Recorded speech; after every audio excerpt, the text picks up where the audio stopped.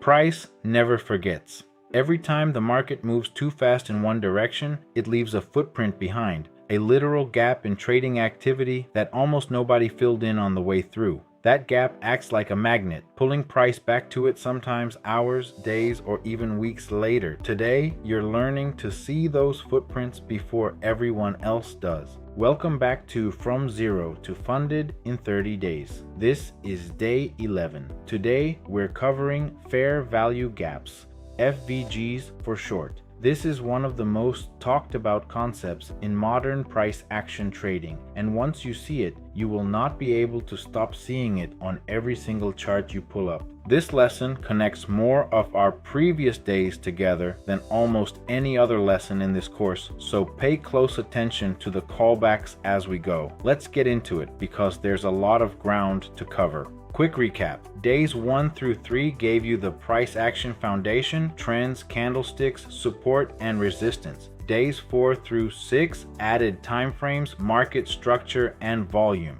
Day 7 set the rules for every indicator we use. Days 8 through 10 gave you moving averages, VWAP and RSIE, trend tools, fair value, and momentum. Notice that word fair value from day 9. VWAP measured fair value through volume. Today's lesson on fair value gaps measures something similar, but through a completely different lens. The literal gaps left behind in price when the market moves too fast for trading to happen evenly. Keep that fair value theme in mind because it connects more than you'd expect, and by the end of today, you'll understand exactly why these two seemingly different concepts share so much DNA. If any of those earlier days feel rusty, this is a great moment to go back and refresh because today's lesson leans on almost everything we've built so far more than any single day before it. Out of all 11 days so far, this might be the one with the most direct connections back to previous lessons, which is exactly why I wanted to walk through those callbacks carefully instead of rushing past them.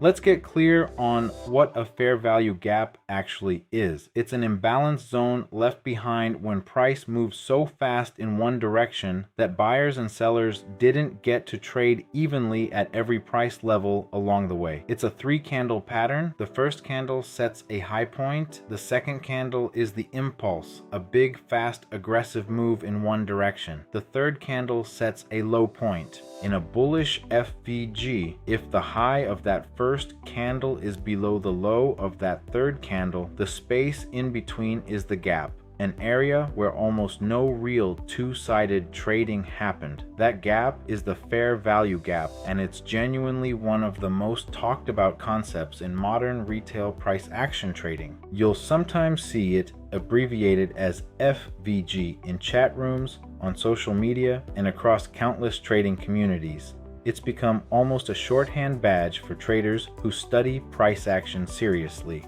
It's worth knowing that this concept gained huge popularity through what's often called smart money concepts, a broader style of price action analysis built around how larger players move the market, and FVGs are one of its most widely used building blocks. You don't need to adopt every single piece of that broader framework to get real value from understanding FVGs specifically. This one concept stands perfectly well on its own, layered on top of everything else you've learned in this course. A bullish FVG forms during a strong upward impulse. The gap sits below where price currently is, and if price ever comes back down to it, that zone can act as potential support. A bearish FVG forms during a strong downward impulse. The gap sits above where price currently is, and if price ever comes back up to it, that zone can act as potential resistance. Notice the pattern here. This is conceptually similar to the broken support and resistance levels from day 3, except instead of a single price level, you're working with a zone, and instead of a historical price reaction, you're working with a literal absence of trading activity. The middle candle, the impulse candle, is really the star of the show here. Its size and speed are what determine how significant the resulting gap actually is. A small, lazy impulse candle barely creates any gap worth marking, while a massive, fast-moving impulse candle can leave behind a gap large enough to matter across multiple sessions. As a rough rule of thumb, the bigger and more aggressive that middle candle looks compared to its neighbors, the more attention the resulting gap probably deserves, and the more likely other traders watching the same chart are paying attention to it too. Here's why these gaps actually form. In healthy, normal trading conditions, buyers and sellers trade relatively evenly across each price level as the market moves. An FVG means that didn't happen. Something caused one side to completely overwhelm the other. Maybe a big news release or surprise event caused a violent one-sided move. Maybe large institutional orders got filled so aggressively that price simply skipped over levels on its way through. Or maybe it's exactly what we covered on day 5. A strong breakout candle confirming a BOS moved so fast that genuine two-sided trading never had a chance to happen at every price in between. In every case, the result is the same, an inefficient pocket of price that the market often wants to come back and resolve later. Think of it almost like a stampede through a crowded room. Everyone rushes through so fast that some empty patches of floor never actually get stepped on, even though the room is technically full of people. Markets hate leaving those empty patches unexplored forever, which is exactly why so many of them eventually get revisited. The bigger and more violent the original stampede, generally speaking, the more attention that empty patch of floor ends up attracting later. Here's why price so often comes back. Markets are naturally drawn toward fair, balanced, two-sided trading. That's literally the meaning behind the name fair value gap. An unfilled gap represents unfinished business, a price zone the market never properly agreed on. Very often, after the initial impulsive move, price will pull back into that gap, let both sides trade there properly, and then continue on in the original direction. This connects directly to Day 9's VWAP lesson. Both concepts are built around the same underlying idea of fair value. VWAP measures it through volume-weighted average price. The FVG measures it through a literal, visible absence of trading. Different math, same philosophy. Once you notice how often these two ideas point to the exact same conclusion on a chart, it stops feeling like a coincidence and starts feeling like genuine insight into how markets actually behave underneath the surface. I'd encourage you to pull up a chart with both VWAP and a marked FVG visible at the same time. You'll be surprised how often they end up sitting in nearly the same price neighborhood, reinforcing each other rather than contradicting. That kind of confluence between two completely different tools is exactly the sort of evidence that should give you real confidence in a setup. Treat an FVG zone almost exactly the same way you treat the support and resistance levels from Day 3 I's. The key difference is that an FVG is a zone, not a single precise line. A bullish FVG sitting below current price acts as a support zone. If price returns there, watch for a bounce. A bearish FVG sitting above current price acts as a resistance zone. If price returns there, watch for rejection. And when you see multiple FVGs stacked in roughly the same area, that makes the zone even stronger. The same way multiple touches strengthened a level back on Day 3. This is one of the fastest ways to start using FVGs productively. Just treat them as another flavor of key level, sitting right alongside everything else you already know how to mark on a chart. Many traders even color code their FVGs differently from their regular support and resistance zones, just to keep their chart organized once they start marking several different types of levels at once. Here's exactly how to mark these on your own charts. Step 1. Scan for any candle with an unusually large fast body compared to the candles around it. That's your potential impulse candle sitting in the middle of the 3-candle pattern. Step 2. Look at the candle immediately before it and the candle immediately after it. Step 3. Compare the high of that first candle to the low of that third candle for a bullish setup, or the low of the first candle to the high of the third for a bearish setup. Step 4. If there's a visible gap between those 2 points with no overlap, draw a horizontal box across that exact zone. That box is your fair value gap. Step 5. Label it bullish or bearish and keep an eye on it going forward, especially if price starts approaching it again from a distance. Most charting platforms, including TradingView, also have built-in or community-made FVG indicators that can automatically detect and highlight these zones for you, which is a great way to train your eye faster before you rely entirely on spotting them manually. Even once you start using an automatic tool, I'd still encourage you to practice spotting a few manually every week, just so the pattern stays sharp in your own eyes and not only on an indicator. Here's a nuance most beginners miss. Price doesn't always fill the entire gap before reacting. A partial fill is when price only dips partway into the FVG zone before reversing, and that's often still enough to be a completely valid reaction point, especially if it lines up with other confirmation from the days we've already covered.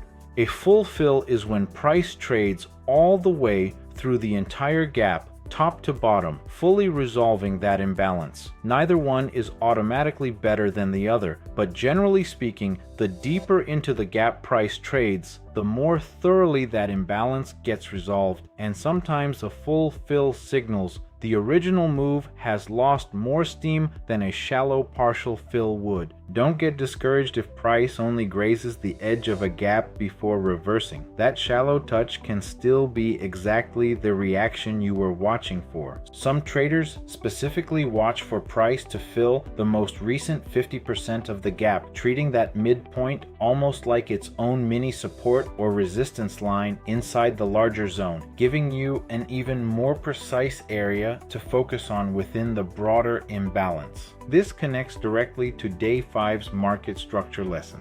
FVGs almost always form during the impulsive move of a break of structure. When a bullish BOS breaks above a swing high with strong momentum, it frequently leaves a bullish FVG behind it. When a bearish BOS breaks below a swing low, it frequently leaves a bearish FVG. Here's why that matters practically. If you missed the original breakout, the FVG it left behind often becomes your re-entry opportunity. Price pulls back into that gap, gives you a second chance to get in, and then continues in the direction of the original structural break. This is genuinely one of the most practical ways professional and retail traders alike use FVGs in real trading, and it's probably the single most useful application of everything we're covering today. Missing a breakout used to mean missing the entire move for a lot of beginners. Now you have a structured, repeatable way to get a legitimate second chance instead of chasing price at a worse level out of pure FOMO. This single combination of Day 5 and Day 11 alone is worth revisiting on its own once you've had a chance to practice both concepts separately first. This is where everything we've built over 11 days comes together. Start top down on the daily from Day 4. Identify the trend from Day 1. Confirm with a BOS from Day 5 and note any FVG left behind during that impulsive move. Mark that gap as your potential re-entry zone from today's lesson. Check whether it aligns with a key level from Day 3. Check that VWAP or RSI from days 9 and 10 agree with your bias. Wait for the candlestick confirmation from Day 2 and confirm with rising volume from Day 6. With all of these layers agreeing, an FVG re-entry becomes one of the highest quality setups in this entire framework. 11 days in, and you're now combining structure, levels, momentum, volume, and imbalance into a single coherent picture most traders never bother building. Most people trading these markets are reacting to whatever candle just printed. You're building a layered case before you ever risk a single dollar, and that difference compounds enormously over hundreds of trades. Stack enough of these days together and trading stops feeling random. it starts feeling like a process you can actually trust. A few common mistakes with FVGs before we wrap up. Don't trade every single gap blindly. Not all of them are significant, and tiny gaps on low volume mean far less than large ones formed during a powerful impulsive move. Don't ignore the broader trend when trading FVGs. A gap that goes against a strong day one trend is a much weaker trade idea than one that aligns with it. Don't expect every gap to fill immediately. Some take days or weeks, and some never fully fill at all, especially in extremely strong trending markets. And don't mark FVGs on the wrong time frame. A gap on the daily chart carries far more significance than one on the 1-minute chart, the same logic that's applied to every single indicator we've covered so far in this course. One more worth mentioning. Don't assume an FVG guarantees a reaction just because it's unfilled. Plenty of gaps simply get steamrolled through without so much as a pause, especially when they sit directly in the path of an extremely strong trend that has every right to keep moving. Treat every FVG as a place to pay closer attention, never as a guaranteed turning point on its own.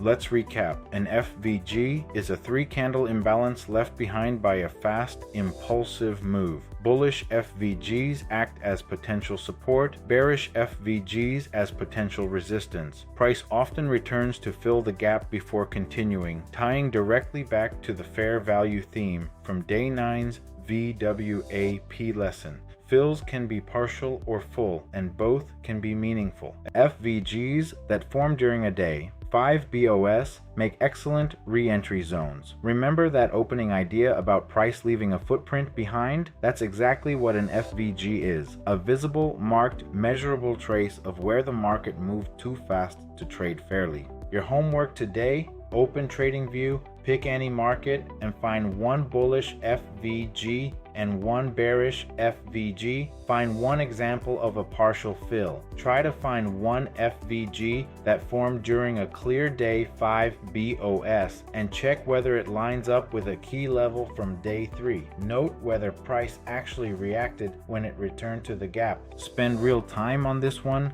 Scroll through several different charts and time frames until spotting the 3-candle pattern starts to feel automatic rather than something you have to consciously search for.